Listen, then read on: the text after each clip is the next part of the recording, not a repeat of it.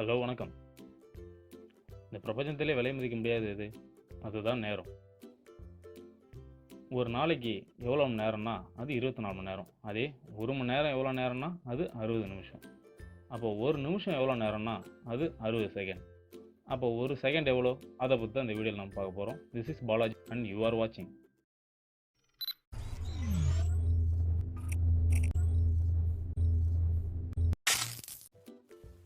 ஃபிசிக்ஸில் இருக்கிற 7 ஃபண்டமெண்டல் யூனிட்ஸில் ஒரு யூனிட் தான் செகண்ட். நமக்கு நேரம் பார்க்குற பழக்கம் எப்போலேருந்து இருக்குன்னா கிட்டத்தட்ட 3500 வருஷத்துக்கு முன்னாடியிலேருந்தே இருக்குது.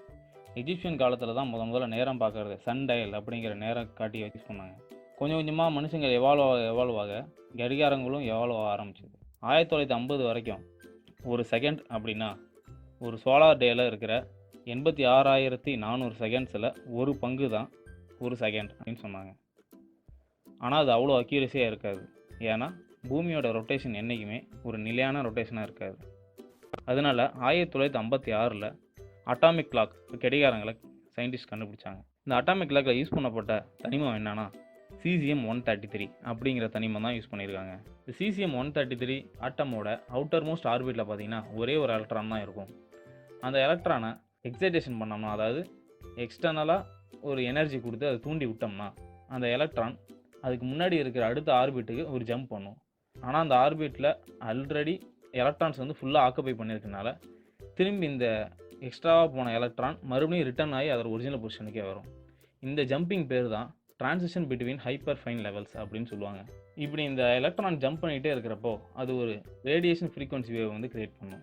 இந்த ஃப்ரீக்வன்சி வேவ் ஹையஸ்ட் லிமிட்டுக்கு போச்சுன்னா அதை க்ரஸ்ட்டுன்னும், அதே லோயஸ்ட் லிமிட்டுக்கு வந்துச்சுன்னா அதை ட்ரஃப்னு சொல்லுவாங்க. ஒரு கிரஸ்ட் அண்ட் ஒரு ட்ரஃப் சேர்ந்ததுன்னா அதை ஒரு பீரியட்னு சொல்லுவாங்க. இதே போல் 919 கோடியே 26,31,770 பீரியட்ஸ் சேர்ந்தால் தான் அது ஒரு செகண்டுன்னு சொல்லுவாங்க. நம்மளுக்கெல்லாம் ஒரு செகண்டுங்கிறது ஒரு செகண்ட் தான். ஆனால் ஒரு ஓட்டப்பந்த வீரர்கிட்டையோ இல்லை கார் ரேஸ் ஓட்டுறவங்கள்ட்டையோ இப்போ கேட்டிங்கன்னா ஒரு செகண்டுங்கிறது அவங்களுக்கு ரொம்ப பெரிய நேரம். அந்த ஒரு செகண்டில் கூட அவங்க ஜெயிக்கிறாங்களா தோக்குறாங்களாங்கிறது நிர்ணயிக்கப்படுது. இதனால தான் ஒரு செகண்டுக்கான அக்யூரசி ரொம்ப அதிகமாக தேவைப்படுது. இந்த அட்டாமிக் கிளாக் கண்டுபிடிச்சதுக்கப்புறம் பார்த்தீங்கன்னா நம்ம பூமி வந்து அதோட ரொட்டேஷனில் வருஷத்துக்கு 0.6 செகண்ட்ஸ் முன்ன பின்ன இருக்குது அப்படிங்கிறத கண்டுபிடிச்சிருக்காங்க.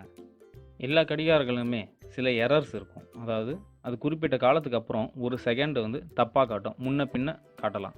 உதாரணத்துக்கு பார்த்தீங்கன்னா இப்போ கையில் கட்டுற வாட்ச் இருக்கு இல்லையா, அது ஒரு வருஷத்துக்கு 100 மில்லி செகண்ட் இழக்குதுன்னு வச்சுக்கலாம். அப்போது அது ஒரு செகண்ட் இழக்க எத்தனை வருஷம் ஆகும்? 10 வருஷம் ஆகும். அது 10 வருஷத்துக்கு ஒரு தடவை ஒரு செகண்ட் இழக்குது. இதே போல் இந்த அட்டாமிக் கிளாக்ஸ் பார்த்தீங்கன்னா கிட்டத்தட்ட அது ஒரு செகண்ட் இழக்கிறதுக்கு 50 மில்லியன் வருஷம் ஆகும். சயின்டிஸ்ட் வந்து பார்த்தீங்கன்னா 2013 இந்த அட்டாமிக் கிளாக் அந்தளவுக்கு கூட அக்யூரேட் இல்லை, இதை தாண்டி நம்மளுக்கு இன்னும் அக்யூரேட்டாக வேணும் அப்படின்னு சொல்லிட்டு ஆப்டிக்கல் லாட்டிஸ் கிளாக் கடிகாரத்தை கண்டுபிடிச்சாங்க. இந்த கடிகாரத்தில் ஸ்ட்ரான்டியம் அப்படிங்கிற ஆட்டம் யூஸ் பண்ணியிருக்காங்க. இந்த கடிகாரம் ஒரு செகண்ட் இழக்கிறதுக்கு கிட்டத்தட்ட 3 ட்ரில்லியன் வருடங்கள் ஆகும். பட் ஆனால் அந்த கடிகாரம் இன்னும் இம்ப்ளிமெண்ட் ஆகலை, அது இன்னும் ரிசர்ச்சில் தான் இருக்குது. இது Q&A டைம்.